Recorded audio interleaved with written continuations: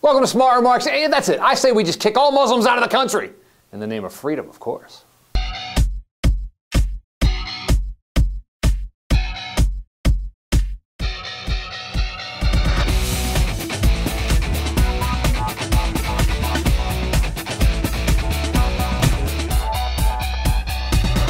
So by now you've probably heard about the moderate Muslim group called the Cordoba Initiative, which wants to build a mosque at Ground Zero!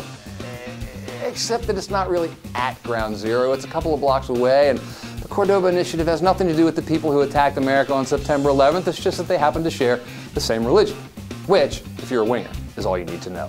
Islam kills, screams the right. Sarah Palin took to Twitter to ask peace-loving Muslims to repudiate, that's repudiate with an F, probably the same grade she got in high school English. They need to repudiate the mosque.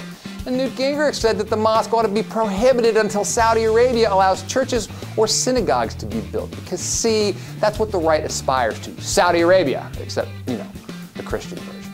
To be outraged about the mosque is to think that all Muslims are alike. It's obviously going to serve as some sort of terrorist training center and that it's being done as an intentional slap in the face. But a lot of Fox News viewers do seem to think that. Newsweek reported last week how plans to build mosques in California and Kentucky and Tennessee and Illinois have all run into opposition, and they're in a fascinating photo of this with the story, sort of a Tea Party wannabe couple dressed in the American flag, waving Old Glory, marching in a parade to hate the Muslims because they're all terrorists and God bless America! Sad and pathetic?